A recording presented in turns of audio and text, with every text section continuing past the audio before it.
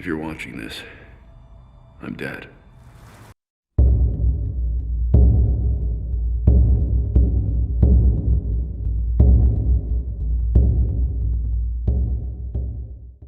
Hello, Gothamites, and welcome to the Gotham Knight channel. I am your host, the Gotham Knight. And if you were excited this weekend for E3, there was a lot of good stuff. Now, Xbox showed a lot, Ubisoft showed a lot. Of course, Bethesda with Xbox now showed a lot, but where was WB? Where were Gotham Knights? Great name, by the way, for the video game. And then Suicide Squad Kills the Justice League. Where were those games at?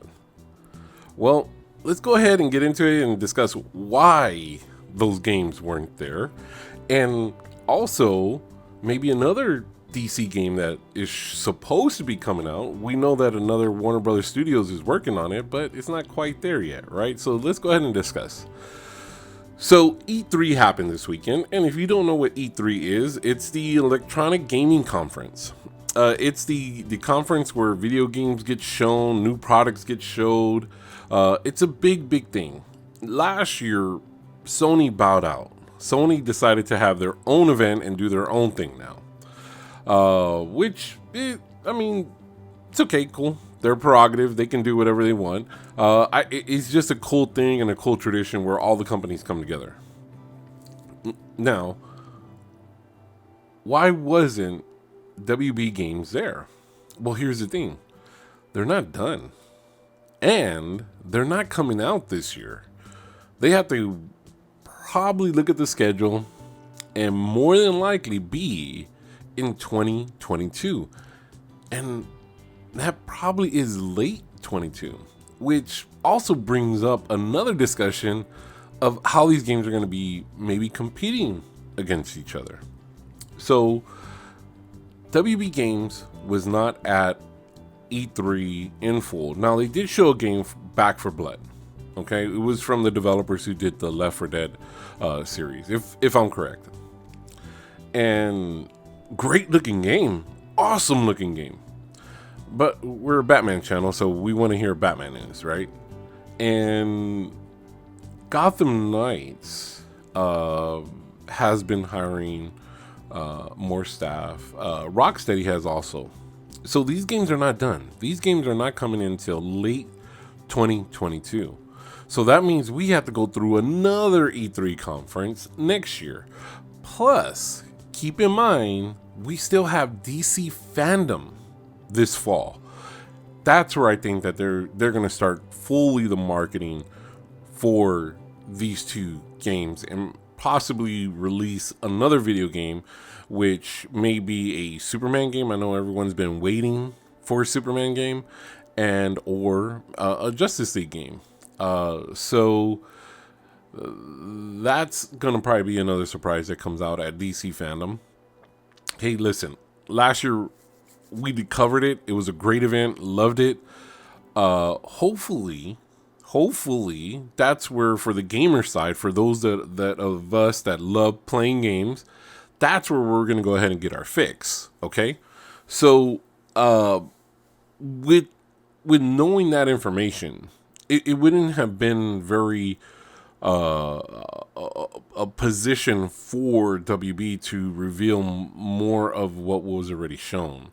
Plus, when you have your own event like DC fandom, you got to build that up. You got to save the good things for that. So totally understand that. And look, listen, I'm excited to see these games. I know you're excited to see these games. WB, well, they're just going to hold on and say, well, you know, we're going to just do it for this event. And rightly so. It's going to make DC fandom that much greater. And have a really full packed lineup that they can, spend the whole weekend on. And that's going to be something, hopefully they go more in depth, because if you do show it at A3, you are limited on what stage you can truly show on.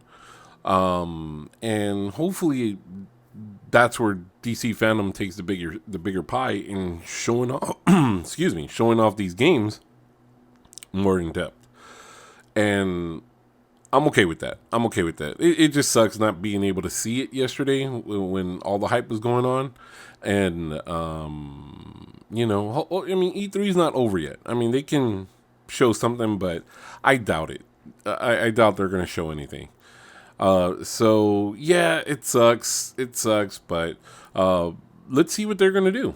I'm pretty sure they have to release some news, maybe about DC fandom and some of the things that will be there. So I'm pretty sure they know fans were disappointed in not seeing anything from those games and those studios. And you'll probably see a little bit ramp up of DC fandom on their social media. So, but yeah, I mean that's the sad part of it.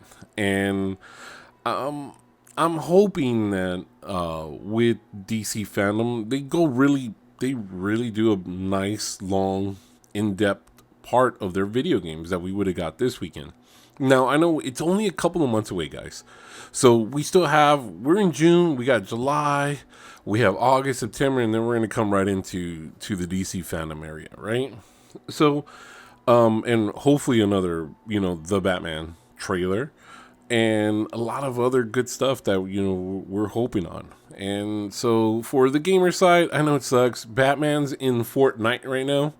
And hey, Arkham Knight is what, 6 years old right now, and it's still a great game. So we can still enjoy that, and get our joys in there, and till these new games come out. So, but yeah, let me hear from you. What were your thoughts on not being able to see these new games, and were you excited as I was?